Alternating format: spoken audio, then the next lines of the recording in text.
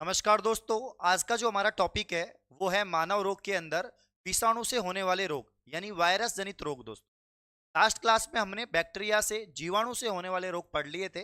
काफी शानदार तरीके से मैंने आपको याद करवाए, समझाए। आई होप आपको अच्छे समझ में आया होगा। आज का टॉपिक थोड़ा सा बड़ा है। विषाणु जनित रोग मैं आपको पढ़ाने वाला हूं। काफी सारी बीमारियों के बारे में हम चर्चा करेंगे जो वायरस से होता है यानी विषाणु से होने वाले रोग हैं। अब देखिए, पहली बात तो दोस्तों, वायरस क्या है, विषाणु क्या है ना। विषाणु या वायरस जो है दोस्तों, आपका जो वायरस है ये आपके विष से बना है। यानी जो वायरस शब्द है ना, इसका मतलब क्या होता है, विष होता है। विष यानी जहर, ठीक है ना। ये बात आप लोग ध्यान रखना। तो विषाणु विष सबसे बना है जिसका मतलब होता है जहर। और अगर हम दोस्तों बात करें कि विषाणु का जो अध्ययन है, किसका अध्ययन दोस्तों, विषाणु का जो अध्ययन है उसे क्या कहते हैं। विषाणु का जो अध्ययन है वो क्या कहलाता है। तो विषाणु का अध्ययन, स्टडी ऑफ वायरस, यानी विषाणु का जो अध्ययन है वो दोस्तों कहलाता है वायरोलॉजी। क्या कहलाता है, वायरोलॉजी कहलाता है दोस्तों, ठीक है ना। वायरोलॉजी कहते हैं, याद रखेंगे आप लोग। तो आप लोग याद रखना, आप लोग याद रखना दोस्तों, विषाणु का जो अध्ययन है वो क्या कहलाता है, वायरोलॉजी कहलाता है। इस बात को आप लोग ध्यान रखेंगे, कह रहे क्या। तो जैसे कि अगर हम बैक्टीरिया के अध्ययन करें उसकी अलग शाखा है, फंगस की अध्ययन करेंगे उसकी अलग शाखा है। तो वायरस के अध्ययन करने की जो शाखा है, स्टडी ऑफ वायरस है, उसे वायरोलॉजी कहते हैं। क्या कहते हैं, वायरोलॉजी कहते हैं। वायरस का मतलब है विष यानी जहर, एक प्रकार का परजीवी है दोस्तों। वायरस क्या होता है दोस्तों, परजीवी होता है। परजीवी का मतलब समझ रहे हो आप लोग। परजीवी का मतलब है जो दूसरे जीवों पर निर्भर रहता है ना, जिसका खुद का कुछ नहीं होता, जो दूसरे जीवों पर निर्भर रहता है वो होता है दोस्तों परजीवी। क्या होता है, परजीवी। तो वायरस एक परजीवी है। वायरस ना तो सजीव है ना निर्जीव है दोस्तों। ये सजीव और निर्जीव के बीच की क्या है, योजक कड़ी है। वैसे वायरस आपके सिलेबस में नहीं है, आपके सिलेबस में तो वायरस से होने वाले रोग हैं, लेकिन फिर भी एक पता होना चाहिए ना। आपसे अगर कोई पूछ ले वायरस क्या है तो थोड़ा बहुत आना चाहिए कि वायरस की खोज किसने की, वायरस का अध्ययन क्या कहलाता है ना। सारी बातें पता होनी चाहिए। तो मैंने क्या बताया, विषाणु जनित रोग में हम पढ़ रहे हैं वायरस के बारे में। वायरस विष शब्द से बना है जिसका मतलब जहर होता है। विषाणु का अध्ययन वायरोलॉजी कहलाता है, परजीवी होता है। और ये आपके जो है यहाँ पर जैविक और अजैविक, ये हम कह सकते हैं कि दोस्तों ये आपके जो परजीवी जीव है वायरस, और ये योजक कड़ी है। ये आपके ना तो सजीव है ना निर्जीव है, इन दोनों के बीच की क्या है, योजक कड़ी। यहाँ पर लिख सकते हैं कि वायरस, वायरस वायरस जो है, वायरस आपके सजीव, सजीव व निर्जीव, व निर्जीव के बीच की, के बीच की योजक कड़ी है। योजक कड़ी है, क्योंकि दोस्तों ना तो ये सजीव है ना निर्जीव है। इसको काफी लोग सजीव भी कहते हैं, काफी लोग इसको निर्जीव भी कहते हैं, दोनों ही कहते हैं। तो सजीव और निर्जीव के बीच की योजक कड़ी है। अब इसको सजीव क्यों कहते हैं और इसको निर्जीव क्यों कहते हैं, दोनों का कारण है। सजीव तो इसलिए कहते हैं क्योंकि भाई इसमें आनुवांशिक पदार्थ होते हैं। क्या होते हैं, आनुवांशिक पदार्थ होते हैं, ठीक है ना। और ये दूसरों की कोशिकाओं में प्रवेश करके वहां पर ये रिप्रोडक्शन करता है। क्या करता है, रिप्रोडक्शन। इसलिए तो ये वायरल इन्फेक्शन है। कोविड के दौरान, कोरोना के दौरान हमने मास्क क्यों लगाया था, हमने सैनिटाइजर क्यों किया था, क्योंकि ये रिप्रोडक्शन करता है। ये दूसरे के शरीर में प्रवेश करके गुणन करता है। समझ रहे हो आप लोग बात। इसकी खुद की तो कोई सेल नहीं है, इसकी खुद की कोई सेल नहीं है, खुद का कोई कोशिका नहीं है, कोई सेल वॉल नहीं है, इसलिए इसको हम क्या बोलते हैं, इसको निर्जीव बोलते हैं।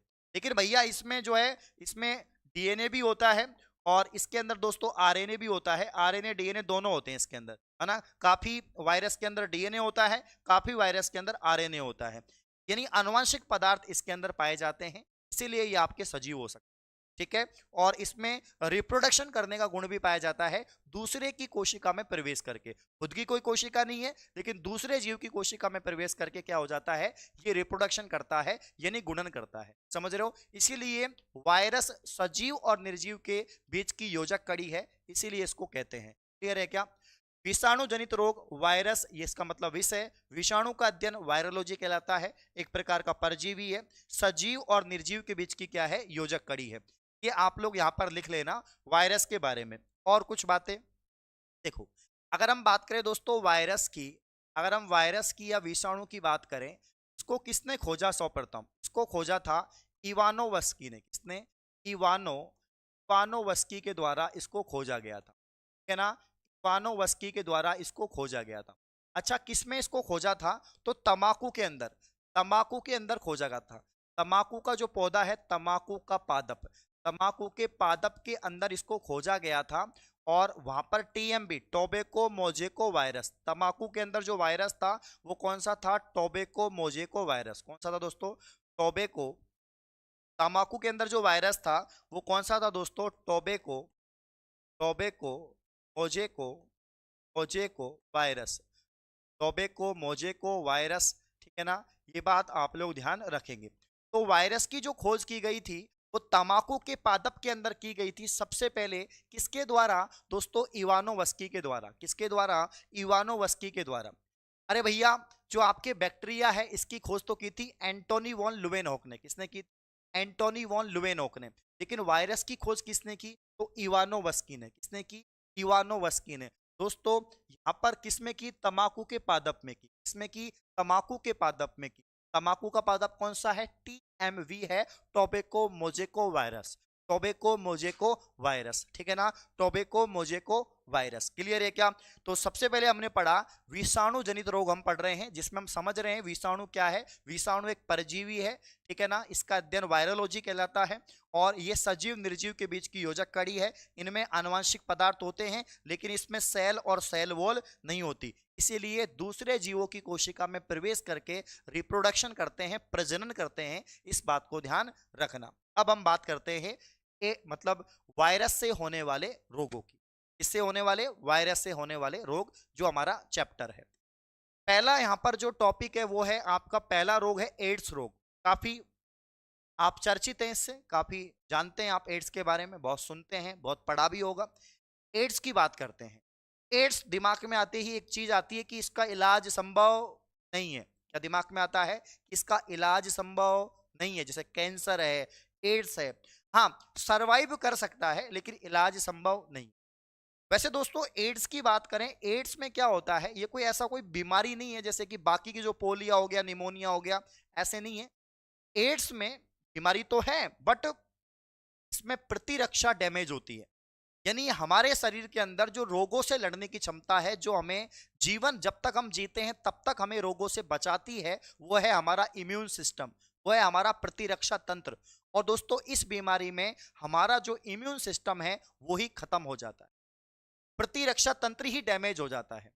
तो एड्स वाला ऐसा नहीं कि जिसको एड्स हो गया कि आज एड्स हुआ है तो कल मर गया, ऐसा नहीं है। वो सरवाइव करता है जब तक उसके अंदर वो एंटीबायोटिक लेता है, दवाइयां लेता है, उससे उसकी जो यहाँ पर प्रतिरक्षा है जब तक है तब तक वो जिंदा है, उसके बाद में वो टपक जाता है। समझ रहे हो बात को? तो यहाँ पर एड्स एक लालियाज बीमारी है, बहुत भयंकर बीमारी है। इसका इलाज संभव नहीं है, हाँ, लेकिन सरवाइव कर सकता है इसका मरीज, जब तक उसके अंदर क्या बनती रहेगी? इम्यून सिस्टम बनता रहेगा। एड्स की बात करते हैं, इसका फुल फॉर्म आजकल तो नहीं पूछते, लेकिन पता होना चाहिए कि एड्स का फुल फॉर्म क्या होता है। तो इसका फुल फॉर्म होता है एक्वायर्ड, क्या होता है? Acquired, acquired immuno, acquired immuno, acquired immuno deficiency, deficiency, deficiency virus. Acquired immuno deficiency क्या होता है? वायरस, ठीक है ना। Acquired immuno deficiency virus. तो acquired immuno deficiency, deficiency virus, virus, ये किसका यहाँ पर क्या है? Sorry, acquired immuno deficiency virus नहीं होगा, ये एड्स की फुल फॉर्म पूछ रहा है, ना कि एचआईवी का। तो एक्वायर्ड इम्यूनो डेफिशिएंसी सिंड्रोम, ठीक है ना। Deficiency syndrome, no, deficiency, deficiency syndrome, है ना दोस्तों। सिंड्रोम, सिंड्रोम, है ना, सिंड्रोम। तो एक्वायर्ड इम्यूनो डेफिशिएंसी सिंड्रोम, ये इसका क्या है? फुल फॉर्म है किसका? एड्स का। क्या है? Acquired immuno deficiency syndrome, deficiency syndrome, ये इसका क्या हो जाएगा? फुल फॉर्म हो जाएगा एड्स का। क्या हो जाएगा, acquired, acquired immuno, immuno deficiency, deficiency syndrome, syndrome, है ना, ये इसका फुल फॉर्म है एड्स का, एक्वायर्ड इम्यूनो डेफिशिएंसी सिंड्रोम, समझ रहे हो। और एचआईवी का होता है ह्यूमन इम्यूनो डेफिशिएंसी वायरस, क्या होता है, ह्यूमन इम्यूनो डेफिशिएंसी वायरस, क्या होता है, डेफिशिएंसी वायरस। यहां पर है एक्वायर्ड इम्यूनो डेफिशिएंसी सिंड्रोम। अब अक्वायर्ड मतलब हमने कोई चीज अर्जित की है, अर्जित, अर्जित की है, अर्जित या उपार्जित। अक्वायर्ड का मतलब क्या होता है, अर्जित या उपार्जित, ठीक है ना। इम्यून का मतलब प्रतिरक्षा, डेफिशिएंसी का मतलब कमी, सिंड्रोम का मतलब सिंड्रोमिक बीमारी। तो अगर हमने हमारे जीवन काल में जो प्रतिरक्षा अर्जित की है, अगर उसमें क्या हो जाए, डेफिशिएंसी हो जाए, उसमें कमी हो जाए, तो कौन सा रोग हो जाएगा, तो कौन सा रोग हो जाएगा, एड्स। कौन सा दोस्तों, एड्स। तो एड्स में क्या होता है, हमने जो जीवन काल में प्रतिरक्षा को अर्जित किया है, जो एक्वायर्ड इम्यूनिटी है वो डाउन हो जाती है, उसकी डिफिशियंसी हो जाती है, और इसी सिंड्रोम को एड्स कहते हैं। क्या कहते हैं, एड्स कहते हैं। इसीलिए एक्वायर्ड इम्यूनोडेफिशिएंसी सिंड्रोम, ये इसका फुल फॉर्म है। और ये प्रतिरक्षा इसमें क्या हो जाती है, कमी हो जाती है। इसका जो रोगजनक या इसका जो वायरस है वो होता है दोस्तों एचआईवी। बहुत बार एग्जाम में पूछा गया है एड्स का वायरस क्या होता है, एचआईवी। एचआईवी की फुल फॉर्म है human immuno deficiency virus, human immuno deficiency virus. इसको क्या बोलते हैं, रिट्रोवायरस बोलते हैं। क्या बोलते हैं, रिट्रोवायरस बोलते हैं। अब इसको रिट्रोवायरस क्यों बोलते हैं, क्योंकि दोस्तों एड्स का जो यहाँ पर वायरस है वह स्वतः ही किसका निर्माण करता है, आरएनए का निर्माण करता है ना। एड्स का जो वायरस है, और एड्स का जो वायरस है वो क्या हो जाएगा, हाँ भाई, एड्स का जो वायरस है वो क्या हो जाएगा, तो एड्स का वायरस होता है दोस्तों HIV, human immuno deficiency virus. अब ये स्वतः ही क्या करेगा, किसका निर्माण करेगा, आरएनए का निर्माण करता है। भैया वायरस में मैंने अभी थोड़ी देर पहले बताया आनुवांशिक पदार्थ होते हैं, यानी डीएनए और आरएनए। कुछ वायरस में आरएनए, कुछ वायरस में डीएनए होता है, अनुवांशिक पदार्थ तो होते हैं। तो एड्स वाला जो यहाँ पर वायरस है वो कौन सा है, एचआईवी, और इसमें क्या होता है, आरएनए। कौन सा अनुवांशिक पदार्थ है, आरएनए। तो यहाँ पर रिट्रोवायरस इसलिए कहते हैं क्योंकि जो एचआईवी है वो स्वयं ही किसका निर्माण कर रहा है, आरएनए का। तो यहाँ पर एड्स का वायरस स्वयं ही किसका निर्माण करता है, आरएनए का निर्माण करता है स्वतः ही, इसलिए इसको क्या बोलते हैं, रिट्रोवायरस इसको बोलते हैं। अभी तक हमने क्या पढ़ा, एड्स हम लोग पढ़ रहे हैं, पहली बीमारी जो वायरस से होने वाली है वो हम लोग पढ़ रहे हैं। इसमें हमने सबसे पहले एड्स की फुल फॉर्म को जाना, एक्वायर्ड इम्यूनोडेफिशिएंसी सिंड्रोम। फिर मैंने बताया कि इसका रोगजनक और इसका जो वायरस है वो कौन सा है, एचआईवी। फिर मैंने आपको एचआईवी की फुल फॉर्म बताई, ह्यूमन इम्यूनोडेफिशिएंसी वायरस। फिर इसे मैंने बताया कि इसको रिट्रोवायरस कहते हैं। और रिट्रोवायरस क्यों कहते हैं, क्योंकि स्वतः ही आरएनए का निर्माण करता है। समझ गया आप लोग, चलिए आगे बढ़ते। अब इसमें जो आनुवांशिक पदार्थ है वो आरएनए है। कौन सा आरएनए है, एसएस आरएनए। अब दोस्तों ये एसएस क्या है, एसएस का मतलब होता है single hand, single stand, single stand, ठीक है ना। एस का मतलब सिंगल और एस का मतलब स्टैंड, सिंगल स्टैंड आरएनए। कौन सा आरएनए, आरएनए क्या होता है, राइबोज न्यूक्लिक एसिड, और सिंगल स्टैंड यानी एकल श्रृंखला वाला आपका आरएनए। मैं बोले तो एकल श्रृंखला वाला आरएनए, समझ पा रहे हो क्या, ठीक है ना। तो आनुवांशिक पदार्थ कौन सा, आरएनए। कौन सा आरएनए, एसएस आरएनए। एसएस का मतलब सिंगल स्टैंड आरएनए। अब इसका जो उपचार या जो इसका इलाज है दोस्तों, इसका जो उपचार या जो इसका इलाज है वो कैसे है। अब आप तो बोलते हो कि सर, आप तो बोलते हो कि सर इसका तो कोई इलाज ही संभव नहीं है, इसका तो इलाज ही संभव नहीं है ना, पूरी दुनिया के अंदर। लेकिन भाई सरवाइव तो कर सकता है, ऐसा नहीं है कि भाई आज किसी को एड्स हुआ तो कल उसकी डेथ हो गई, ऐसा थोड़ी ना होगा। वो 2 साल, 5 साल, 10 साल सरवाइव कर सकता है जब तक उसकी इम्यूनिटी बनी हुई है, ठीक है। देखिए इलाज की बात करें तो यहां पर जो इलाज है वो होता है एआरटी के द्वारा। किसके द्वारा, एआरटी। ये एआरटी क्या है, इसको बोलते हैं एंटी रेट्रोवायरल थेरेपी। क्या बोलते हैं इसको, एंटी रेट्रोवायरल थेरेपी। अब भैया एड्स किसकी वजह से हो रहा है, रिट्रोवायरस की वजह से। रिट्रोवायरस क्या है, एचआईवी। एचआईवी को कौन काटेगा, एंटी रिट्रोवायरल थेरेपी। कौन सी? Anti retroviral therapy. समझ गए? तो इलाज और उपचार की बात करें तो यहां पर एआरटी थेरेपी से किया जाता है, जिसे हम एंटी रिट्रोवायरल थेरेपी कहते हैं। दवाई कौन सी दी जाती है? तो दवाई का नाम भी लिख लो, वैसे एग्जाम में पूछ लेते हैं। दवाई का नाम है AZT। AZT इसको बोलते हैं जीडोवुडिन। क्या बोलते हैं इसको? जीडोवुडिन। क्या बोलते हैं? जीडोवुडिन। यहीं से सवाल बनता है, इस स्लाइड से ही 2-3 सवाल बन जाते हैं, इस स्लाइड से ही। वापस से देखो, अनुवांशिक पदार्थ कौन सा? SSRNA। SS का मतलब क्या है? Single stand RNA। RNA क्या है? राइबोज न्यूक्लिक एसिड है। समझ रहे हो? इलाज की बात करें, इलाज आपका ART। ART क्या है? Anti retroviral therapy. दवाई कौन सी दी जाती है? AZT, जीडोवुडिन। कौन सी? जीडोवुडिन। अब बात करते हैं कि पता कैसे लगाया जाता है, टेस्ट कौन सा होता है, पता कैसे लगेगा कि भैया इसको क्या हो गया, इसको हो गया एड्स। क्या हो गया? एड्स। पता कैसे लगेगा? तो पता लगेगा, 3 टेस्ट होते हैं, 3 टेस्ट। उसमें जो सबसे प्रचलित है वो है एलिसा टेस्ट। कौन सा है? एलिसा। बहुत बार एग्जाम में पूछा गया है, निम्न में से बताइए कि कौन सा एड्स का टेस्ट है। ऑप्शन में होगा एलिसा, विडाल, 2 और होंगे, तो आंसर क्या हो जाएगा? एलिसा हो जाएगा। एलिसा टेस्ट जो है दोस्तों, इसकी फुल फॉर्म याद रखना। एलिसा टेस्ट की फुल फॉर्म याद रखना, किसी को नहीं पता रहती। ई का मतलब क्या है, एल का मतलब क्या है, आई का मतलब क्या है, एस का मतलब क्या है, ए का मतलब क्या है, ये किसी को पता नहीं रहता, बट आपको पता होना चाहिए भाई। तो ई का मतलब तो है आपका जो है एंजाइम। क्या होता है? एंजाइम। ई एल का मतलब है लिंक्ड। क्या होता है? लिंक्ड। आई, यहां पर आई का मतलब हो गया इम्यूनो। क्या हो गया? इम्यूनो। एस का मतलब हो गया सॉर्बेंट। क्या हो गया? सॉर्बेंट। और ए का मतलब हो गया ऐसे। क्या हो गया? ऐसे। है ना? तो कौन सा टेस्ट किया जाता है? एड्स की पहचान के लिए जो प्रचलित टेस्ट है वो है एलिसा टेस्ट, और इसकी फुल फॉर्म होती है एंजाइम लिंक्ड इम्यूनो सॉर्बेंट एसे। क्या होती है? Enzyme linked immuno sorbent. यहां तक सब कुछ ठीक है क्या भाई? यहां तक सब कुछ ठीक है क्या? सारी बातें समझ में आ रही है ना आपको?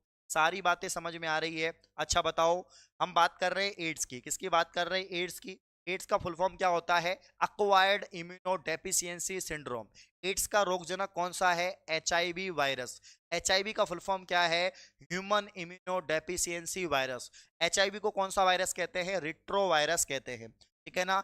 आपके एड्स का जो वायरस है HIV, उस कौन सा RNA पाया जाता है? SSRNA पाया जाता है, यानी सिंगल स्टैंड RNA पाया जाता है। इलाज में यहां पर कौन सी दवाई दी जाती है? AZT, जीडोवुडिन दी जाती है। थेरेपी कौन सी है? ART, anti retroviral therapy. कौन सी? Anti retroviral therapy. टेस्ट कौन सा होता है? तो टेस्ट होता है आपका एलिसा। कौन सा होता है? एलिसा।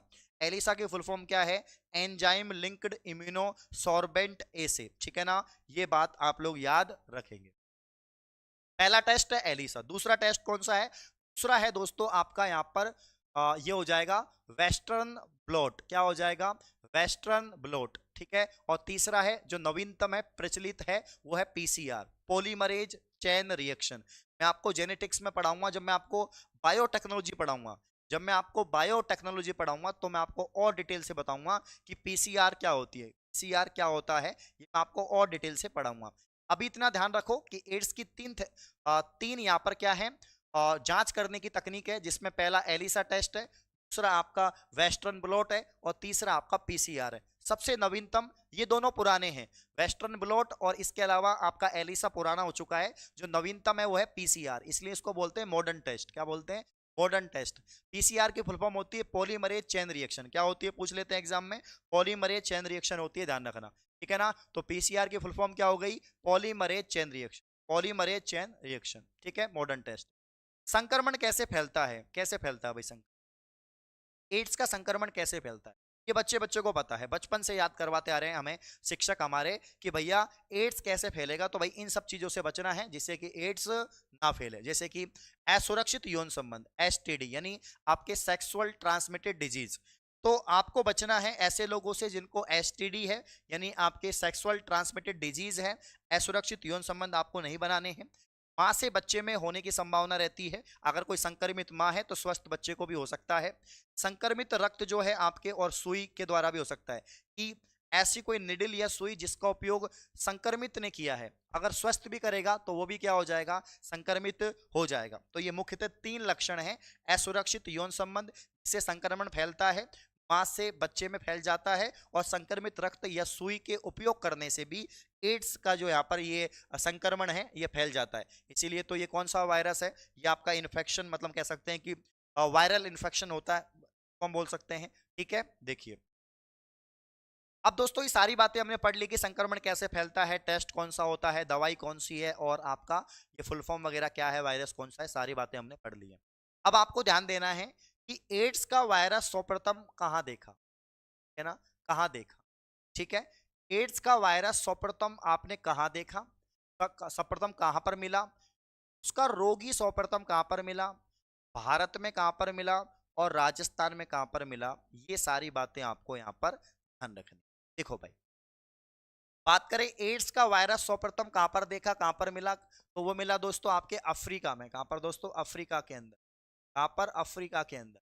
अफ्रीका के अंदर जो है ये सबसे पहले एड्स का यहाँ पर जो है वायरस देखा गया था। तो किसांगो एक जगह है, किसानसा, किसानसा एक जगह है दोस्तों, किसानसा, और इस जगह अफ्रीका के अंदर है। कहां पर है, अफ्रीका के अंदर। तो एक जगह है किसानसा, कहां पर है, अफ्रीका में। वहां पर दोस्तों एड्स का वायरस सर्वप्रथम देखा गया था, सर्वप्रथम एड्स रोगी वहां पर देखा गया। अब एड्स का वायरस सर्वप्रथम मिला था किसानसा, अफ्रीका में।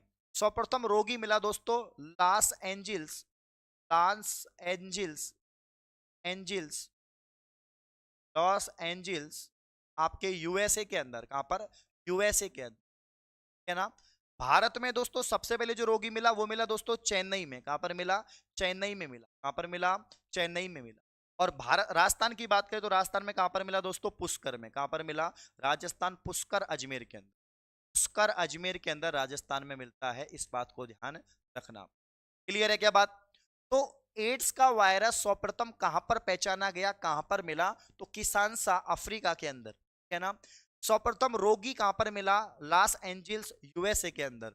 भारत में कहां पर मिला रोगी, चेन्नई के अंदर। राजस्थान में कहां पर मिला, पुष्कर अजमेर के अंदर। क्या आप लोग लिख लेंगे क्या।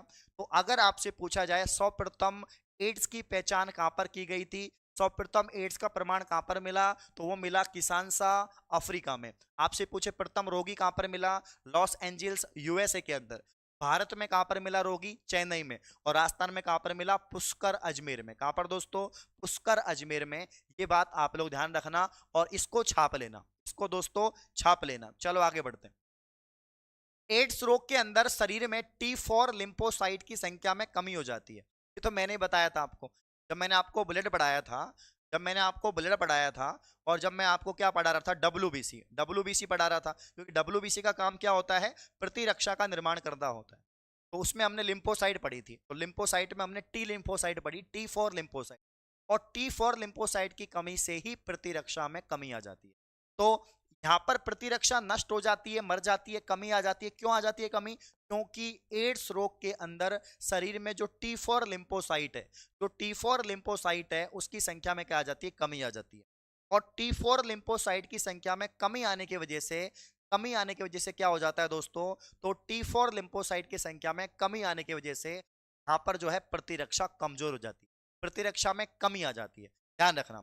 तो T4 लिम्फोसाइट की संख्या क्या हो जाती है, कम हो जाती है। देखो दोस्तों, यहां पर आप लोग लिखेंगे इसमें कि एड्स रोग के अंदर, एड्स रोग के अंदर क्या होता है, T4 लिम्फोसाइट। कौन सी लिम्फोसाइट दोस्तों, T4 लिम्फोसाइट की संख्या में क्या आ जाती है, कमी आ जाती है। ठीक है ना। अब आपसे पूछा जाए दोस्तों एड्स दिवस कब मनाते हैं, काफी बार एग्जाम में आता है। तो 1 दिसंबर को, याद रखना, 1 दिसंबर को क्या मनाया जाता है, एड्स दिवस मनाया जाता है। 1 दिसंबर को मनाया जाता है दोस्तों, 1 दिसंबर को एड्स दिवस मनाया जाता है। यहाँ पर नोट कर लीजिएगा, 1 दिसंबर को, 1 दिसंबर को एड्स दिवस मनाते हैं, याद रखना। काफी बार एग्जाम में पूछा जाता है कि विश्व एड्स दिवस कब मनाया जाता है, 1 दिसंबर को मनाया। एड्स में किसकी संख्या कम हो जाती है, T4 लिम्फोसाइट की संख्या कम हो जाती है, जिससे कि प्रतिरक्षा कमजोर हो जाती है। और प्रतिरक्षा कमजोर होना ही तो एड्स है। एड्स क्या है, उसमें प्रतिरक्षा क्या होती है, कमजोर हो जाती है। ध्यान रखना। तो ये हमारा एड्स आपका हो चुका है। वापस एक बार पूरा फटाफट से रिवीजन करते हैं। यहाँ पर हमने देखा एड्स का जो वायरस मिला वो मिला किसानसा अफ्रीका में। सर्वप्रथम एड्स का रोगी मिला लॉस एंजिल्स यूएसए में। भारत में कहाँ पर रोगी मिला? चेन्नई में। राजस्थान में कहाँ पर मिला? पुष्कर, अजमेर में। फिर मैंने आपको पढ़ाया कि एड्स रोग की कमी से जो है T4 लिम्फोसाइट की कमी से होता है और एड्स दिवस 1 दिसंबर को मनाया जाता है। अब हम बात करते हैं वायरस से होने वाले दूसरे रोग की। और दूसरा रोग दोस्तों आपका क्या है? हेपेटाइटिस। कौन सा है? हेपेटाइटिस। खूब सुना होगा, खूब बढ़िया तरीके से सुना होगा। हेपेटाइटिस आपका जो है वायरस से होने वाला रोग है। किससे? विषाणु वायरस से होने वाला रोग है। कौन सा वायरस है इसका? याद रखना, हेपेटाइटिस का वायरस होता है आपके हिपेडीना। कौन सा होता है? हिपेडीना। नोट करो, हेपेटाइटिस का जो वायरस होता है वो कौन सा होता है? हेपेडीना। कौन सा होता है? हेपेडीना। इसको वायरस भी बोल सकते हैं और इसको रोगजनक भी बोल सकते हैं। कि भैया किससे होता है? ये किससे होता है? तो ये आपका रोगजनक हो गया। क्या हो गया? रोगजनक। किससे होता है? तो हेपेटाइटिस किससे होता है? हिपेडीना से। हिपेडीना इसका वायरस या रोगजनक है। प्रभावित अंग कौन सा है? यानी इस रोग में कौन सा अंग प्रभावित होता है? जिस प्रकार से एड्स में क्या प्रभावित हो रहा था, उसमें प्रभावित हो रहा था आपका इम्यून सिस्टम, आपकी प्रतिरक्षा। उसी प्रकार से हेपेटाइटिस में क्या प्रभावित होता है? यकृत, लीवर होता है। क्या होता है? यकृत, लीवर। दोस्तों हेपेटाइटिस आपके प्रदूषित जो जल है और प्रदूषित भोजन है उसकी वजह से होता है। जल और भोजन के प्रदूषण होने से होता है कि उसमें वायरस आ जाता है और हेपेटाइटिस से आप ग्रसित हो जाते हैं। तो वायरस कौन सा है? हिपेडीना है। प्रभावित अंग कौन सा है? लीवर है। फैलता कैसे है? तो देखिए, अब हेपेटाइटिस के कई प्रकार है। हेपेटाइटिस के कई प्रकार हैं। एक तो है दोस्तों हेपेटाइटिस ए और ई, है ना। इसके कई प्रकार होते हैं। ए होता है, बी होता है, सी होता है, डी होता है, ई होता है। ये हेपेटाइटिस के प्रकार है। हेपेटाइटिस ए और ई ये तो दूषित जल और भोजन से होता है, जैसे कि मैंने अभी बताया आपको। और जो आपका बी सी डी है ये होता है ब्लड से। किससे होता है? ब्लड से होता है। तो फैलता कैसे है? हेपेटाइटिस ए और ई तो फैलता है दूषित भोजन और जल से। दूषित भोजन और जल से फैलता है ए और ई। कौन सा दोस्तों? ए और ए। और बी सी डी किससे फैलता है? तो ये फैलता है ब्लड से। ब्लड के संक्रमण से फैल जाता है। बड़ा मजा आ रहा होगा आपको, शानदार तरीके समझ में आ रहा है क्या? हम बात कर रहे हैं दोस्तों हेपेटाइटिस, जो आपने काफी बार पढ़ा है, सुना है, समझा है। हेपेटाइटिस की हम बात कर रहे हैं, वायरस से होने वाला रोग है। वायरस इसका है हिपेडीना। कौन सा है? हिपेडीना। कौन सा है? हिपेडीना। ठीक है ना। प्रभावित अंग कौन सा है? यकृत यानी लीवर। फैलता कैसे है? हेपेटाइटिस ए और ई की वजह से। तो ए और ई किस में है? दूषित जल और भोजन में। हेपेटाइटिस बी और सी डी किस में है? ब्लड में, है ना। तो हेपेटाइटिस कई प्रकार का है। ए प्रकार का, बी प्रकार का, सी प्रकार का, डी प्रकार का, ई प्रकार का। तो हेपेटाइटिस ए और ई तो है आपके दूषित जल और भोजन में। और बी सी डी किस में है? ब्लड से, है ना। किससे फैलता है? ब्लड से। अगर आप प्रदूषित भोजन और जल का सेवन कर रहे हैं तो कौन सी बीमारी फैलेगी? हेपेटाइटिस ए और ई। अगर आप यहां पर जो संक्रमित ब्लड है उससे कौन सी बीमारी फैलेगी? बीसीडी। कौन सी दोस्तों? Hepatitis B, hepatitis C, hepatitis D. Clear है भाई? क्लियर है क्या? बिल्कुल क्लियर होगा, कोई समस्या यहां पर होनी नहीं चाहिए। चलिए आगे बढ़ते। हेपेटाइटिस बी की बात करें तो भारत में सर्वाधिक आपके जो है हेपेटाइटिस बी वाले लोग हैं, है ना। कि भारत में हेपेटाइटिस में से सर्वाधिक हेपेटाइटिस कौन से हैं? तो हेपेटाइटिस बी वाले। बी वाले सर्वाधिक रोगी हैं। और ये एक प्रकार का एसटीडी रोग है। मतलब एसटीडी मतलब सेक्सुअल ट्रांसमिटेड डिजीज, है ना। तो ये आपके यौन संक्रमित रोग है। कौन सा है? यौन संक्रमित रोग है, सेक्सुअली ट्रांसमिटेड डिजीज है। तो हेपेटाइटिस बी भारत में सर्वाधिक रोगी हैं इसके। और ये एक प्रकार का एसटीडी रोग है, सेक्सुअली ट्रांसमिटेड डिजीज है। ध्यान रखना। क्लियर है क्या? बस यही हेपेटाइटिस के बारे में पढ़ना है। अगला है दोस्तों पोलियो। पोलियो दोस्तों, बचपन से पोलियो के बारे में हमें इतना पता है कि जिसको पोलियो होता है वो विकलांगता उसमें आ जाती है, दिव्यांगता उसमें आ जाती है। तंत्रिका तंत्र प्रभावित होता है, अंग प्रभावित होते हैं और विकलांगता, किसी प्रकार के शरीर कमजोर होना, ये सब कुछ हो जाता है पोलियो में। किसी का हाथ बिल्कुल पतला हो गया तो उसे पोलियो हो गया। किसी का पैर पतला हो गया, किसी को पैरों से चला नहीं जा रहा है, तो विकलांगता या दिव्यांगता आना ही दोस्तों क्या है? पोलियो है। वायरस की बात करें, पोलियो का जो वायरस है वो है आपका एंटीरो वायरस। कौन सा वायरस है पोलियो का? याद रखना, एंटीरो वायरस। कौन सा वायरस है? Antero virus. Antero virus. Antero virus. प्रभावित अंग कौन सा? मैंने आपको बताया तंत्रिका तंत्र, क्योंकि जो विकलांगता दिव्यांगता आती है तो पैरों से चला नहीं जाता, ठीक है ना, हाथों से कुछ किया नहीं जाता, तो वो क्या है दोस्तों? आपके विकलांगता ही तो है।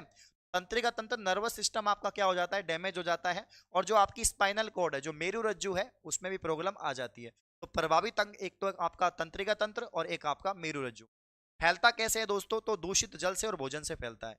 कोई अगर आपने ऐसा भोजन का सेवन किया जिसमें ये वायरस बैठ गया, कौन सा वायरस, आपका एंटीरो वायरस, तो क्या हो जाएगा, पोलियो हो जाएगा। अब अमिताभ बच्चन जी का आपने एड, मिस्टर अमिताभ बच्चन जो सदी के महानायक जिन्हें हम कहते हैं और सभी के फेवरेट हैं, उनका हमेशा आपने वो एडवर्टाइजमेंट देखा होगा, दो बूंद जिंदगी की, दो बूंद जिंदगी, दो बूंद जिंदगी। सबने पिया है, मैंने भी पिया है, आपने भी पिया है, सबने पिया है पोलियो। तो अब जो है लगभग पूरे भारत से जो है इसका क्या हो चुका है, भारत से क्या हो चुका है, पोलियो रोग का यहाँ पर जो है अ, खत्म हो चुका है। पूरे भारत से पोलियो खत्म हो चुका है, उसको बोलते हैं उन्मूलन। क्या हो चुका है, उन्मूलन। यानी पोलियो का भारत से उन्मूलन हो चुका है, क्योंकि पोलियो अब भारत में बचा ही नहीं है, किसी को होता ही नहीं है, क्योंकि घर घर जाके यहाँ पर पोलियो की ड्रॉप पिलाई जाती है, ठीक है ना, सबको यहाँ पर जो है पोलियो की खुराक दी जाती है। ओरल, ओरल बताऊंगा, उसके बारे में बात करेंगे। तो हम यहाँ पर पढ़ रहे हैं पोलियो के बारे में। पोलियो की मैंने आपको बेसिक जानकारी दे दी है। अब मैं आपको यहाँ पर बता रहा हूँ कि इसका जो वायरस है कौन सा होता है, एंटीरो वायरस होता है। तो अगर आपसे एग्जाम में पूछा जाएगा कि पोलियो का वायरस कौन सा है, निम्न में से पोलियो किस वायरस से होता है, तो यहाँ पर आपको बताना है एंटीरो वायरस से होता है।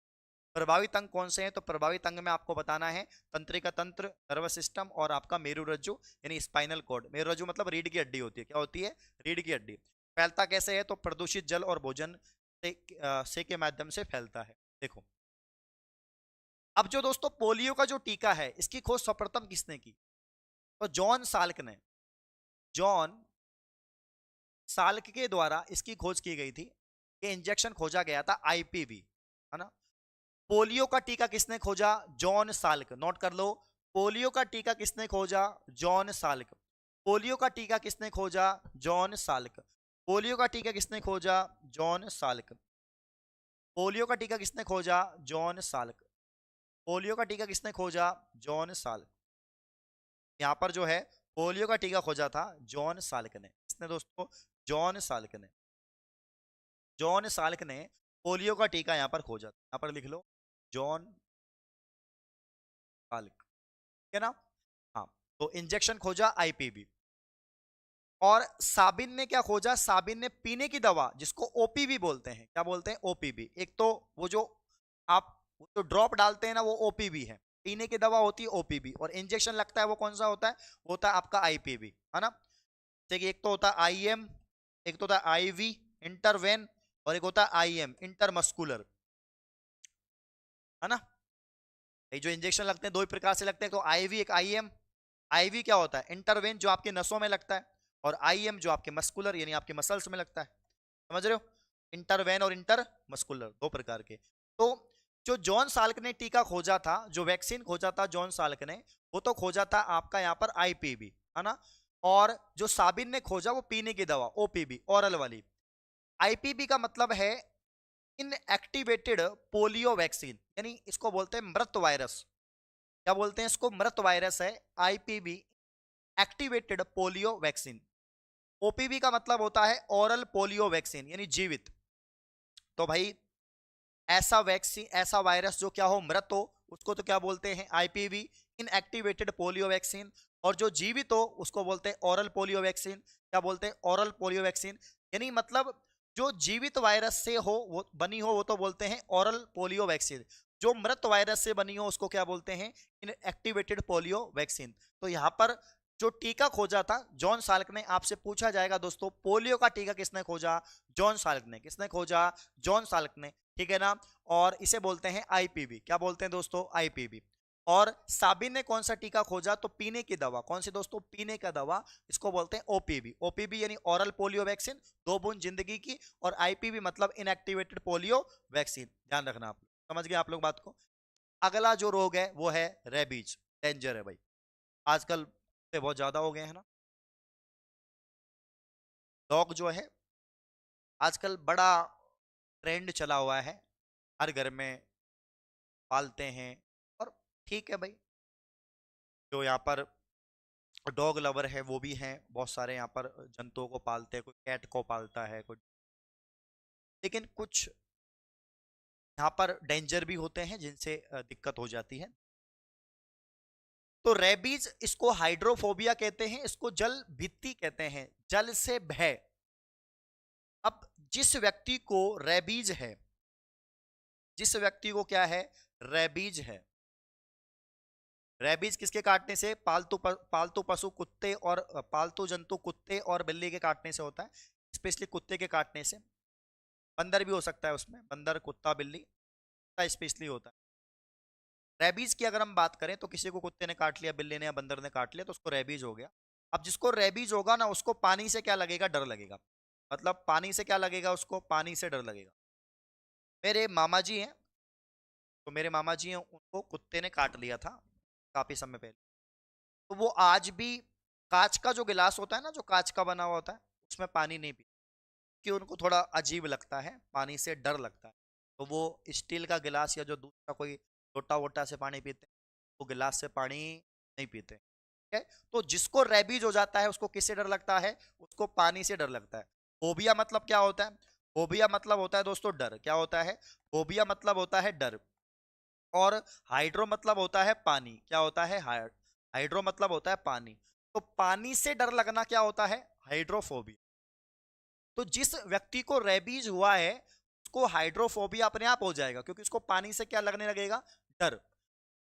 रिसेंटली अभी रील बहुत वायरल हो रही है, एक न्यूज बहुत वायरल हो रही है, आपने देखा होगा और सोशल मीडिया पे बड़ी चर्चा की। पिताजी के हाथों में एक बच्चा है और वो रेबीज से ग्रसित है और उसने दम तोड़ दिया।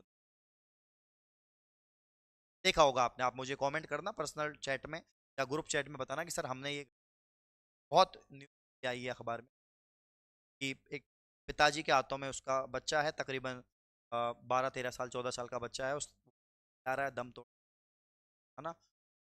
उसको प्रशासन को फिर जिम्मेदार ठहराया जाता है और छुपाया जाता है कि उसको रेबीज हुआ है। तो आप देखो आज बहुत ज्यादा, मतलब आए दिन जो है, आए दिन इसकी खबरें हमें मिल रही हैं, समझ रहे हो आप। तो रेबीज अभी बहुत ज्यादा बढ़ चुका है। तो वही मैं बता रहा हूँ कि जिसको रेबीज हुआ है उसको हाइड्रोफोबिया हो जाता है, यानी उसे पानी से डर लगता है। किससे डर लगता है, उसको पानी से डर लगता है। इस बात को आप लोग ध्यान रखेंगे, उससे डर लगता है पानी से। तो जल भीत या उसको कहते हैं हाइड्रोफोबिया। अब रेबीज का वायरस है रहबडो वायरस, ये तो याद हो जाएगा, रेबीज से रहबडो, रेबीज से रहबडो वायरस। तो कौन सा वायरस है, रहबडो वायरस। प्रभावित अंग कौन सा है, तंत्रिका तंत्र या मस्तिष्क, कि भाई कुत्ता काटेगा तो तंत्रिका तंत्र को प्रभावित करता है ना। तंत्रिका तंत्र बिल्कुल जकड़न होती है, शरीर में जकड़न होती है, बिल्कुल अंग टूट, मतलब एक तरह जकड़ लेते हैं और बहुत ज्यादा स्थिति खराब हो जाती है। तो प्रभावित अंग क्या है, तंत्रिका तंत्र, नर्वस सिस्टम। फैलता कैसे है, कुत्ते बिल्ली और बंदर के काटने से फैलता, के संपर्क से फैलता। टीके की खोज की थी, बहुत इंपॉर्टेंट है, काफी बार एग्जाम में पूछा गया कि रेबीज का टीका किसने खोजा। भाई पेन गिर गया, पेन टपक गया, मतलब सवाल टपकेगा इसमें। ठीक है भाई, सवाल टपकेगा। मैंने आपको बताया कि जो यहाँ पर पोलियो का टीका है, पोलियो का टीका किसने खोजा, तो पोलियो का टीका खोजा था दोस्तों साबिन ने। साबिन ने जो ओरल और जॉन साल्क ने, जॉन साल्क ने, तो जॉन साल्क ने आईपीवी खोजा था और उसने ओपीवी जो खोजा, ओरल पोलियो वैक्सीन, ये खोजा दोस्तों आपके यहाँ पर साबिन ने। किसने, साबिन ने। अब यहाँ पर रेबीज की बात कर रहे हैं हम, किसकी बात कर रहे हैं, यहाँ पर हम बात कर रहे हैं दोस्तों रेबीज की। किसकी बात कर रहे हैं, रेबीज की बात। रेबीज में देखो, रेबीज में लुईस पाश्चर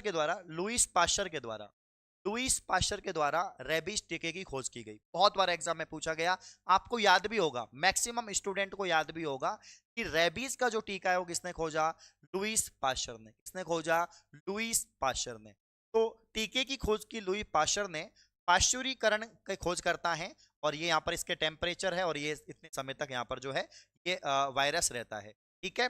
तो लुईस पाश्चर के द्वारा यहाँ पर वैक्सीन की खोज की गई, पाश्चुरीकरण प्रक्रिया के द्वारा। ठीक है ना, तो याद रखना। अब हमने रेबीज में क्या पढ़ा दोस्तों, कि रेबीज को हाइड्रोफोबिया कहते हैं, ये जल से डरने लगते हैं, तो जिसको जल भित्ति कहते हैं।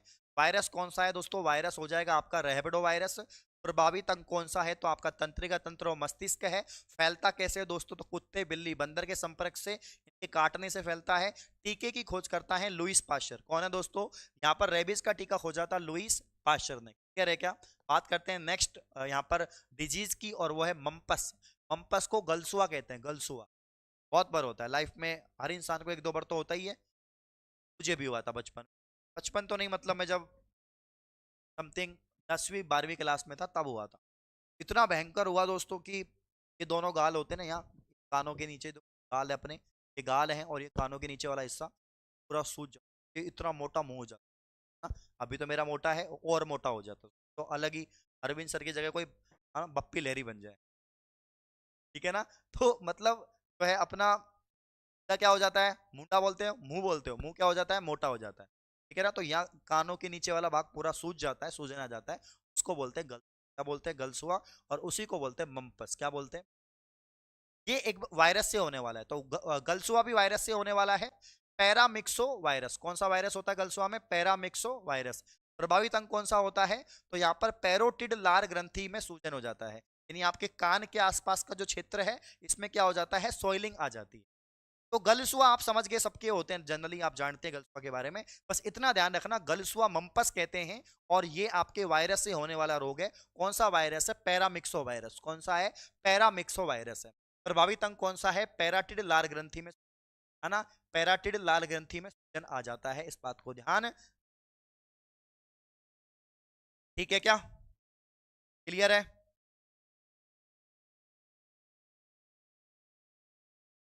पूरा ही मिट गया? ऐसे मिटाना। ये स्मार्ट बोर्ड भी भाई चलाना धीरे धीरे आ रहा है मुझे, आदत नहीं है, ओबीएस पे पढ़ाता था, आदत नहीं है मुझे। देखिए, पंपस आपका गलसुआ है, वायरस है, वायरस से होने वाला है, तो वायरस का नाम याद रखना, पैरामिक्सो वायरस है। प्रभावित अंग कौन सा है दोस्तों? तो पैराटिड लाल ग्रंथि में।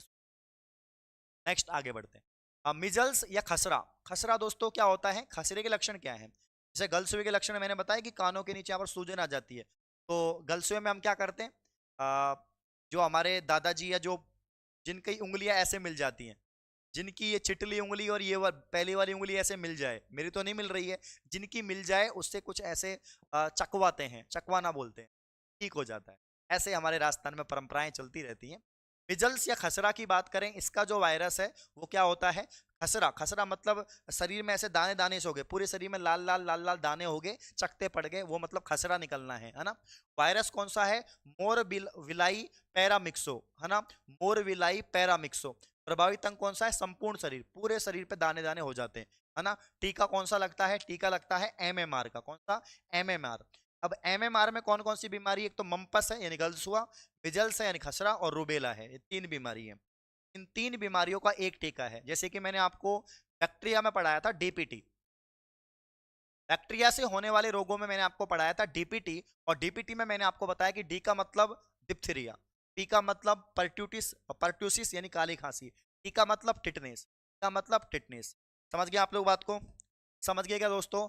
तो उसी प्रकार से मैं आपको यहाँ पर समझाने की कोशिश कर रहा हूँ, है ना, मैं आपको समझाने की कोशिश कर रहा हूँ। देखो, मिजल्स या खसरा की बात करें, मिजल्स या खसरा, खसरा मतलब शरीर पर दाने दाने हो जाते हैं, पूरे शरीर पर दाने दाने हो जाते हैं, लाल लाल दाने हो जाते हैं, खसरा निकलना बोलते हैं उसको। क्या बोलते हैं? कि खसरा निकल गया, मिजल्स बोला जाता है।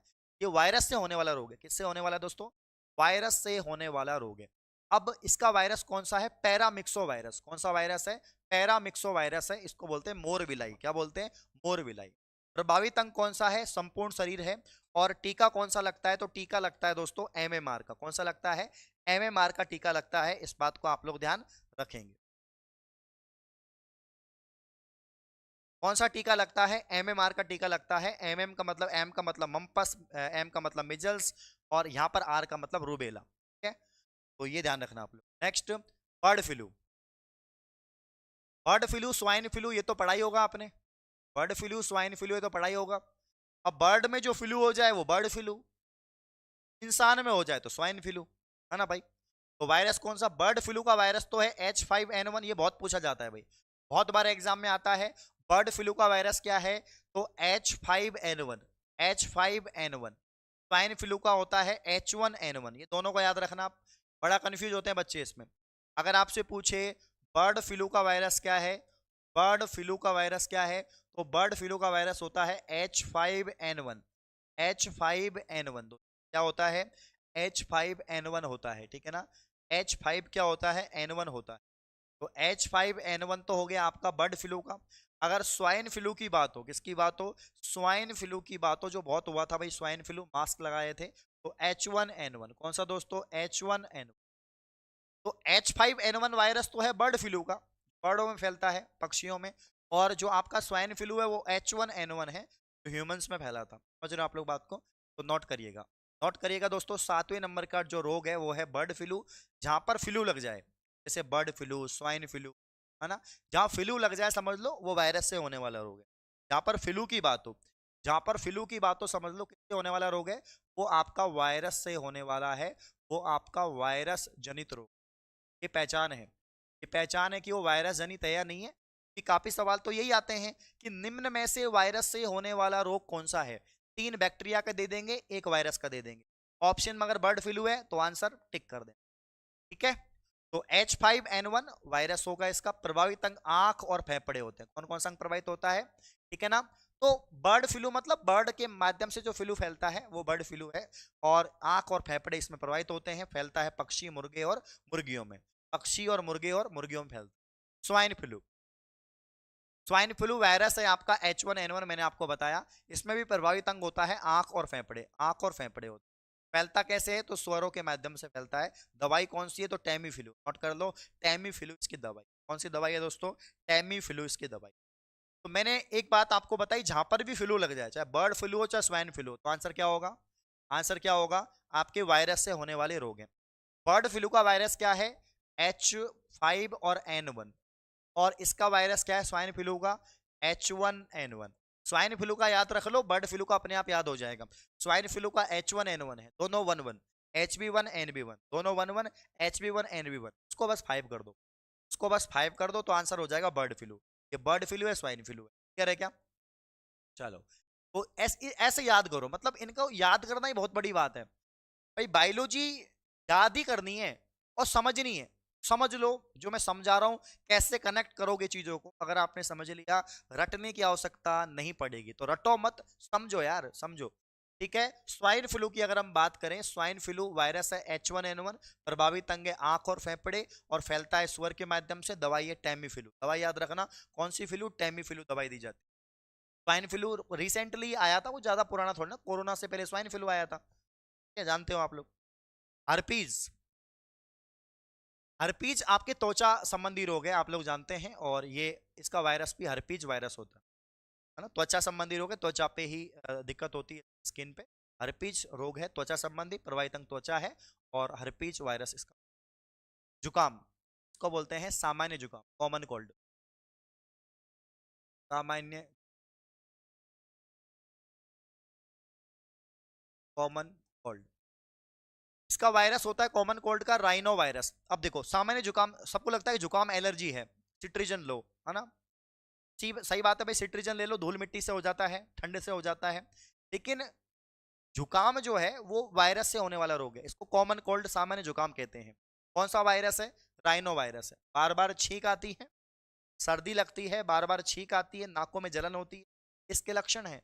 अब जुकाम के लक्षण मुझे बताने की आवश्यकता नहीं है, आए दिन होती रहती है आपको, है ना। तो जो जो इंपॉर्टेंट है वो याद रख लो, राइनो वायरस, है ना। कौन सा वायरस है? पहली बात तो बच्चों को ये नहीं पता होता कि आपके एलर्जी है या वायरस से होने वाला रोग है ना, ये नहीं पता होता। तो याद रखना, जुकाम, सामान्य जुकाम कॉमन कोल्ड कहते हैं। और ये वायरस से होने वाला रोग है। इसका जो वायरस है वो होता है आपका राइनो वायरस। कौन सा वायरस? Rhino virus. बात करते हैं चेचक, ये इंपॉर्टेंट है, सवाल बनते हैं। एक तो होती है स्मॉल पॉक्स, और एक होती है आपके, एक तो चेचक होता है, चेचक को ही बोलते हैं स्मॉल पॉक्स। क्या बोलते हैं? Small pox. लेकिन इसको बोलते हैं बड़ी माता। कौन सी माता बोलते हैं इसको? स्मॉल पॉक्स को बोलते हैं बड़ी माता, छोटी माता नहीं बोलते, इसको बोलते हैं बड़ी माता। बड़ी माता, बड़ी माता कहते हैं, कहते हैं बड़ी माता। चेचक को कहा जाता है दोस्तों बड़ी माता। क्या कहा जाता है? स्मॉल पॉक्स, ठीक है ना, नाम में स्मॉल पॉक्स है लेकिन कहते हैं इसको बड़ी माता, है ना। इसका वायरस कौन सा है? दोस्तों इसका जो वायरस होगा वो कौन सा हो जाएगा, वेरियोला वायरस हो जाएगा। कौन सा हो जाएगा, चेचक जिस वायरस से होता है वो कौन सा है, वेरियोला आपका वायरस होगा दोस्तों। ठीक है ना। प्रभावित अंग कौन सा है, कि कौन से अंग को प्रभावित करते हैं, तो आप सभी को पता है पूरे शरीर पर ऐसे फुंसियां हो जाती हैं लाल लाल। ठीक है ना, पूरे शरीर पर हम बोलते हैं माता जी आ गई है, फिर बाहर निकलते नहीं है, कम्बल ओढ़ के रहते हैं, है ना। और इसका जीवन काल रहता है लगभग 4-5 दिन में ये जाते हैं वापस। है ना। तो चेचक यानी स्मॉल पॉक्स और बड़ी माता इसको हम कहेंगे। वायरस कौन सी है, वेरियोला वायरस होता है। प्रभावित अंग पूरा शरीर हो गया। फैलता कैसे है, तो वायु में इसके वायरस किस में फैल जाते हैं, वायु में, और वायु के माध्यम से फैल जाता है। इसके माध्यम से, वायु के माध्यम से फैल जाता है, इस बात को आप लोग ध्यान रखेंगे। ठीक है ना। और यहाँ पर जो बाद में जो है आपके संपर्क में आने से जो है ये फैलता है, संपर्क में आने से फैल जाता है। वायरस वेरियोला वायरस है, प्रभावित अंग संपूर्ण शरीर है, फैलता है प्रारंभ में वायरस से और बाद में जो है संपर्क में आने से फैल जाता है। यानी जिसको चेचक हो रहा है, अगर उसके संपर्क में कोई स्वस्थ व्यक्ति आ गया तो उसे भी होने की संभावना रहती है।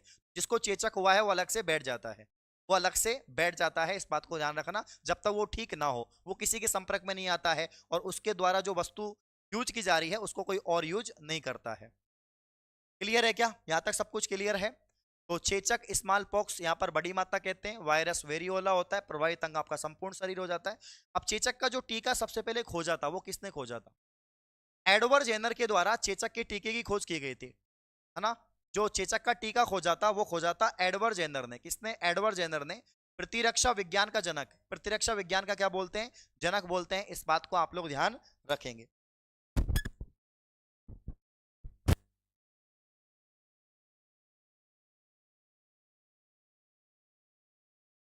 ठीक है, तो देखिए संपूर्ण विश्व को चेचक मुक्त कर दिया गया। अभी मतलब नहीं है, चेचक होता नहीं है। और टीका कौन सा, इसका जो है वैक्सीन की खोज की थी एडवर्ड जेनर ने दोस्तों। किसने की थी, एडवर्ड जेनर ने की थी, इस बात को ध्यान रखेंगे। प्रतिरक्षा विज्ञान का जनक किसे कहते हैं, तो एडवर्ड जेनर को ही प्रतिरक्षा विज्ञान का जनक कहते हैं। तो वापस एक बार देख लो क्योंकि इंपॉर्टेंट है। चेचक की अगर हम बात करें, स्मॉल पॉक्स कहते हैं, बड़ी माता इसको कहते हैं, इसका वायरस वेरियोला है।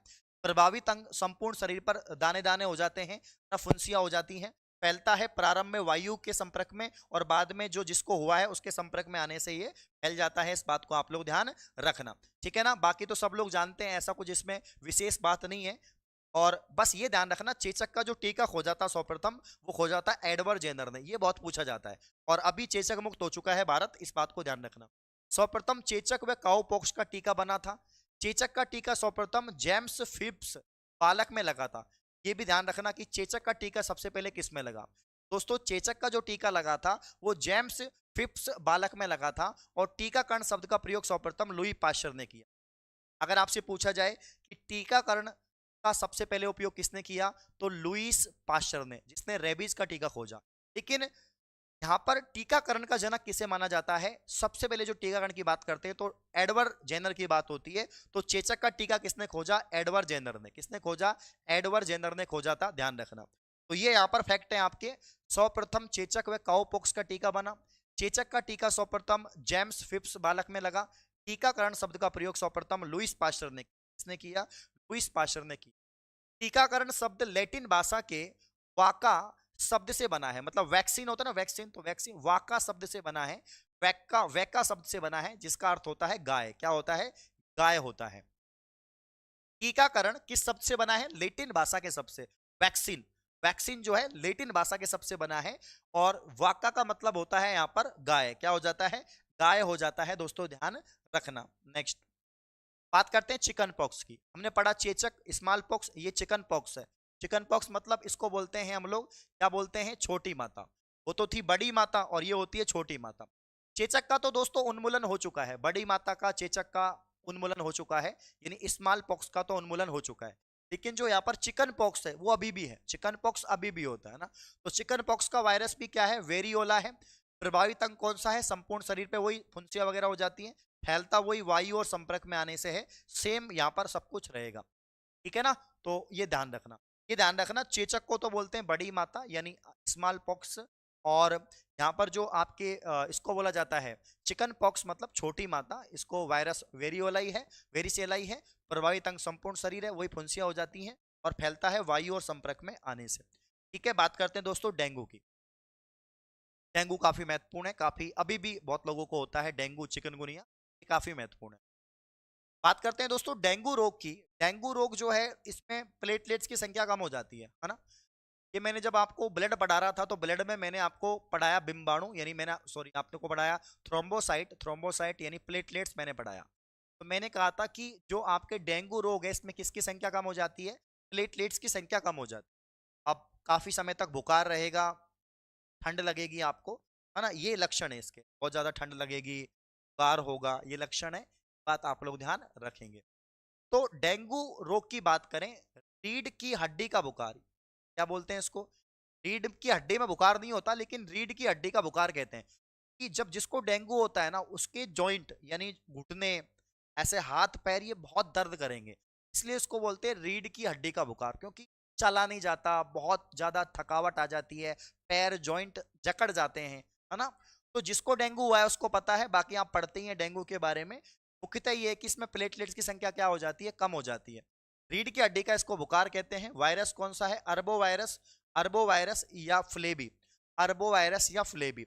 रोकवाक कौन सा है, मादा एडीज मच्छर, कौन सा दोस्तों, मादा एडीज मच्छर, याद रखना। मतलब इसका जो रोगजनक है, तो दोस्तों रोगजनक है डेंगू का, वो तो है आपका यहाँ पर अरबो वायरस, इसको बोलते हैं फ्लेबी वायरस, या तो बोलते हैं अरबो वायरस, है अरबो वायरस बोलते हैं, या इसको बोलते हैं दोस्तों फ्लेबी वायरस। ये तो हो गया रोगजनक, जो रोग फैला रहा है। माध्यम कौन बन रहा है, वाहक कौन बन रहा है, वो है मादा एडीज मच्छर। कौन सा मच्छर दोस्तों, मादा एडीज मच्छर, ये वाहक होता है। तो ये जो मच्छर मादा एडीज जो आपको काट लेता है उसके बाद आपको डेंगू हो सकता है, इसलिए मच्छर वच्छर वाले क्षेत्र में बचते हैं हम लोग, क्योंकि डेंगू हो जाता है भाई मच्छर के काटने से, है ना। अब टेस्ट कौन सा होता है, पता कैसे लगता है कि भाई डेंगू हो गया, तो टेस्ट होता है यहाँ पर ट्रानिक्वेट, एक टेस्ट का नाम है ट्रांसनिक्वेट, यहाँ पर टेस्ट होता है, इस बात को आप लोग ध्यान रखना। प्लेटलेट्स की संख्या कम हो जाती है, तो मैंने आपको शुरू में बता दिया था, इसकी संख्या कम हो जाती है, प्लेटलेट्स की संख्या यहाँ पर कम हो जाती है। तो डेंगू से सवाल बनने के चांसेस हैं। पहली बात तो सवाल ये बनेगा डेंगू किस प्रकार का जो है रोग है, तो डेंगू वायरस से होने वाला रोग है, कैसा है, वायरस से होने वाला रोग है। डेंगू का यहाँ पर रोगजनक क्या है, तो अरबो वायरस, कौन सा है, अरबो वायरस, ठीक है। फिर रोग वाहक पूछे, सबसे इंपॉर्टेंट है, काफी बार पूछते हैं कि डेंगू को फैलाने वाला कौन है, तो मादा एडीज मच्छर है, कौन सा दोस्तों, मादा एडीज मच्छर है। टेस्ट कौन सा है, तो ट्रानिक्वेट जो है टेस्ट होता है, वैसे ब्लड टेस्ट ही होता है ना, डेंगू का पता ब्लड टेस्ट ही लगता है, तो ब्लड टेस्ट से पता लग जाता है, या इसमें जो है ट्रानिक्वेट टेस्ट होता है, प्लेटलेट्स की संख्या कम हो जाती है। अब जिसको डेंगू हुआ है उसको लंबे समय तक थोड़ा बुखार रहेगा, ठंड लगेगी, पैर चला नहीं जाएगा, जकड़न हो जाएगी, है ना, और उसके शरीर में प्लेटलेट्स की संख्या कम हो जाएगी। जब मैंने आपको ब्लड पढ़ाया था तो मैंने आपको प्लेटलेट्स पढ़ाया था, और मैंने आपसे कहा था कि सामान्य मनुष्य में 1.5 लाख से लेकर 4.5 लाख तक क्या होती हैं, प्लेटलेट्स होती है। लेकिन जो डेंगू से ग्रसित होता है उसमें 2,000, 10,000, 15,000 ये प्लेटलेट्स की संख्या आ जाती है। अब इसको बढ़ाने के लिए क्या करना पड़ता है, इसको बढ़ाने के लिए फिर दोस्तों क्या करना पड़ता है, ठीक है ना। फिर आप जो है पपीते के पत्ते खाओ, कीवी खाओ, जूस पियो, लिक्विड खाओ, है ना, बकरी का दूध पियो, ये सब बोलते हैं डॉक्टर हमें। तो भाई मच्छर से बचो, जहाँ मच्छर है उन स्थानों पर आप मत जाइए, साफ सुथरे रहिए आप लोग, है ना, सफाई का ध्यान रखो, कोई बीमारी नहीं होगी, तो मच्छर से ही होती है, तो मादा एडीज मच्छर है उसी फैलने से हो जाती है, ठीक है। और स्पेशल बात इसकी ये है कि इसमें प्लेटलेट्स की संख्या कम हो जाती है, तो बच्चे बच्चे को पता है, अब तो सबको पता है, कोई दिक्कत। चिकनगुनिया भी सेम डेंगू जैसा ही होता है, जब जिसको डेंगू हुआ था साथ में चिकनगुनिया भी हुआ था। चिकनगुनिया ज्यादा प्रभावित करता है हमारे तंत्रिका तंत्र को ज्यादा, ठीक है ना। तो इसका भी रोग वाहक क्या होता है, मादा एडीज मच्छर ही होता है। इसका वायरस है अल्फा और टोंगा। उसका तो वायरस था, क्या वायरस था, अरबो वायरस, है ना। आपके यहाँ पर डेंगू का तो था अरबो वायरस या फ्लेबी वायरस। लेकिन दोस्तों अगर हम बात करें यहाँ पर चिकनगुनिया की, ये अल्फा और टोंगा वायरस होता है। रोग वाहक है मादा एडीज मच्छर, सेम ही होने वाला है, ठीक है। और चिकनगुनिया के लक्षण भी वही है, लगभग डेंगू जैसे ही लक्षण है, ध्यान रखना, ट्रीटमेंट भी वही होता है। एक होता है दोस्तों येलो फीवर, पीत ज्वर, येलो फीवर बोलते हैं इसको, फ्लेबी इसका वायरस होता है, और ये भी मादा एडीज मच्छर से होता है, इसको आप लोग ध्यान रखेंगे। एक दोस्तों जीका वायरस, जीका वायरस ये अपने इंडिया में तो नहीं, बाहर विदेश में ज्यादा इसका जो है यहाँ पर चलता है। तो जीका वायरस है और रोग वाहक इसका मादा एडीज मच्छर होता है। इसका भी क्या होता है दोस्तों, जीका वायरस का भी वाहक मादा एडीज मच्छर होता है। एक आपका इन्फ्लुएंजा, इन्फ्लुएंजा ये आर्थोमिक्सो वायरस होता है। प्रभावित अंग कौन सा है? श्वास नली। और फैलता कैसे है? वायु के माध्यम से। याद रखना, इन्फ्लुएंजा में कौन सा वायरस है? आर्थोमिक्सो वायरस है, इसको ध्यान रखना। अब लास्ट में दो बचे हैं, सार्स, SARS, और इसके अलावा आपका जो है यहाँ पर एक और रोग है, और वो है आपका MERS, यानी आपका यहाँ पर जो है, ये दोनों कोरोना वायरस के ही ग्रुप के ही हैं। जैसे कोविड-19 कोरोना ग्रुप का ही है, उसी प्रकार से सार्स और मार्स दोनों ही कोविड-19, या हम कह सकते हैं कि कोरोना ग्रुप के ही हैं। कोरोना ग्रुप ऑफ वायरस है, बहुत सारे वायरसों का क्या है? समूह है। SARS, इसको हम बोल सकते हैं severe acute respiratory syndrome. Virus कौन सा है? SARS CoV first. प्रभावित अंग कौन सा है? फेफड़े, वही सेम कोविड के जैसे ही, फैलता चमगादड़ के द्वारा, इसका वाहक चमगादड़ बनता है ना, याद रखना। ठीक है, चलिए। इस रोग को किलर निमोनिया, या इसको साइलेंट किलर भी कहते हैं, क्योंकि निमोनिया जिसको हो जाता है, फेफड़ों में इन्फेक्शन हो जाता है, उससे रोग होता है। और सबसे पहले चीन में इसको देखा गया था, जैसे कोविड को वुहान में देखा गया था, इसको भी 2000 चीन में देखा गया। एक होता है आपका MERS, ये होता है मिडल ईस्ट रेस्पिरेटरी सिंड्रोम। ये वायरस आपके दोस्तों MERS CoV बीटा से होता है। प्रभावित अंग फेफड़े ही हैं। इसको भी वायरस होगा इसमें, तो आपका जैसे कोविड में फेफड़े प्रभावित होते हैं, इसमें भी फैलता है ऊंट के माध्यम से। प्रारंभ में अरब देशों में फैला था, इसीलिए यहाँ पर जो है ऊंट का नाम आया है, कि अरब कंट्रियों में ऊंट थे ही भाई, है ना। तो अरब देशों में 2012 में ऊंट के माध्यम से ये फैला था। बाकी इसको हम अगली क्लास में और डिटेल से देख लेंगे, लास्ट वाले SARS को और इसको। ठीक है, ये हमने काफी सारे वायरस से होने वाले जो रोग हैं इनको कवर किया इस क्लास में। और अगली क्लास में हम जो है आपके प्रोटोजोआ, फंगल इन्फेक्शन, इनसे होने वाले डिजीज को कवर करेंगे। तो बहुत ही डिटेल में और शानदार तरीके से मैंने आपको पढ़ाया। उम्मीद है क्लास अच्छी लगी है। बहुत बहुत धन्यवाद, थैंक यू।